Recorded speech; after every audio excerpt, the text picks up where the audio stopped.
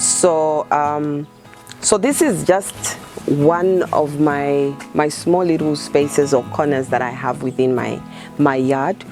And the idea behind this little space here was I wanted something that I can look at every time I step out of my house, because from where I'm standing to the point where my kitchen door is, this is the first thing I would see ideally. So when I open the door to my house, I wanted to be able to look at something that will keep me going for the rest of the day. So that was basically the starting point.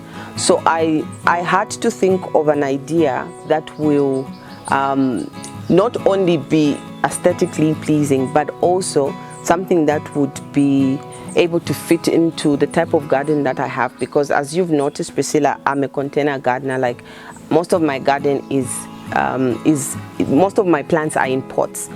One of the major reasons why that is the case is because I have dogs, very big dogs. So with my dogs, I am unfortunately forced to put most of my plants in pots, okay? So because of that, I realized to say, in as much as it's going to be in pots, it still needs to be appealing enough and also secured enough so that the dogs do not mess up what I had in mind.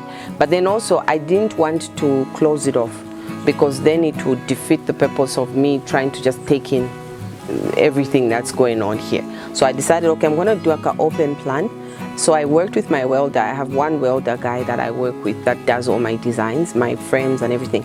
So I told him what I had in mind, and then he came up with this whole concept.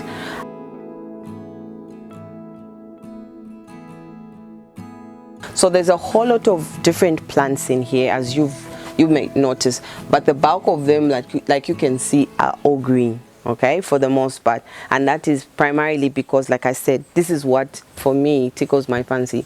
I love green plants, like lush green plants. And then now with the rains, they look even more you know, appealing, because obviously the rain just does its magic. Yeah. So this is Adansonii. No, it's not the one. It's Escalato. I think it's an Escalato. Oh, okay. Yes. So yeah, then there's the variegated Monstera. It's not the one that is super variegated, but yeah, you can see how gorgeous it looks in here. Very lush and healthy. I think that's a Pastazanum. I could be wrong, but I think that should be a Pastazanum. There's some green zizis here. Then there are these giant peace lilies that I've put here. Beautiful. Yeah, so these are, yeah, and peace lilies. And then this should be the Ring of Fire, Philo. I have a Alocasia stingray down there. Then the one you're holding should be painted lady philodendron. So yeah, and then with these air plants, I just decided, okay, what else can I add that will just make it even more appealing? So I decided to dangle these babies up here, and yeah, to complete the look. It creates a magical space.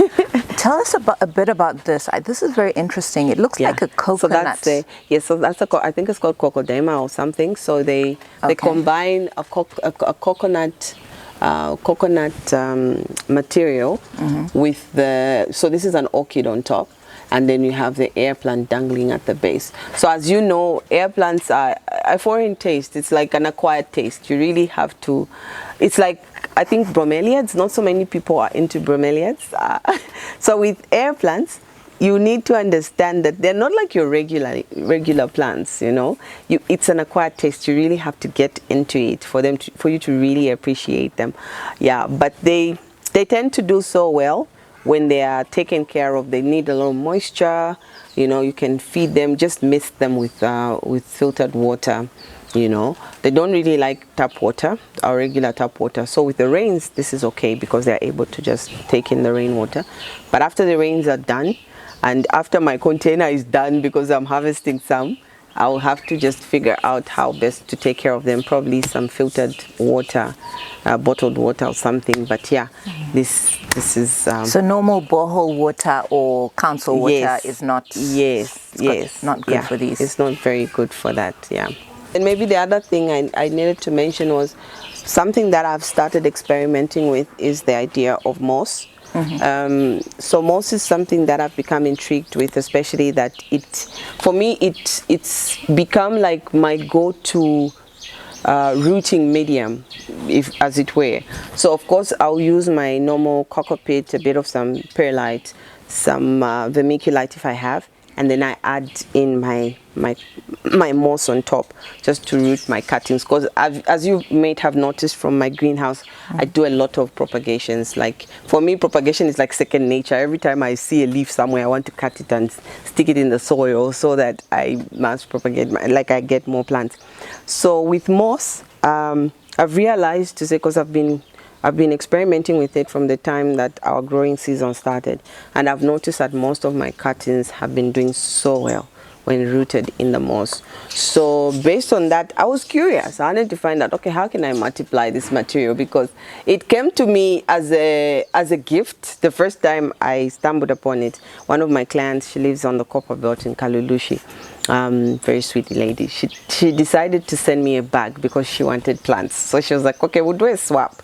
I'll give you this. I want you to try it with your plants and give me feedback, and then you can just send me cuttings or whatever. So I sent her like a bundle of cuttings, and she sent me the moss, and I was just blown away, because within a week I was getting growth that I'd never seen, like in the normal, potting mix that I do. So I said, okay, 1-2 weeks, I was like, okay, this is interesting. So I started researching, like, okay, how best can I grow my own moss and multiply it? So that's what I've been working on right now, and my success rate has actually been amazing, because I've managed to grow quite a substantial amount of moss. And then what is the science then behind why is moss so good for cuttings? Is it just because it retains moisture? I think it's because it retains moisture, but then, there's just something about nature and how God has created nature to just coexist with each other. So I think for me, it stems from the fact that in nature, when we are getting these plants from their natural habitat, you find that everything just coexists. So I think we are bringing a bit of that, we're simulating that environment in our own spaces. And so with moss, I think that's what's going on here. It's almost like there's a way in which they just coexist and everything is just. And so even if you don't grow your own, I know some people use sphagnum moss, sphagnum moss, yes, and other things that we can find locally. Yeah. Okay, now that's great. Oh, and one more thing. What type of shade netting is this? What percentage? This is 90%. Oh, okay. So I try to go for the ultimate, because I wanted it to give me as much shade as possible, because of the type of plants I'm growing. So others would go for the maybe 65, 75, I think, because maybe that's their preference. But for me, I figured, okay, with the type of plants that I'm growing, because I want them to have as much shade as possible. As you can see, it looks dark in here. This is deliberate, because I want my plants to be able to have this kind of, shade, as it were. And avoid, because I know the Zambian sun, yes, it's doing its thing. Exactly. So with this, it's almost like I'm simulating the original environment where they are coming from, right at the base of the forest floors. And there are all these big trees on top, and so they are literally right at the bottom. And so that is me trying to recreate that for And it's them. also significantly cooler under here as well. Yes, the air is even like better and more filtered. And it also helps that you're actually under natural shade as well. So all of that contributes. Yes.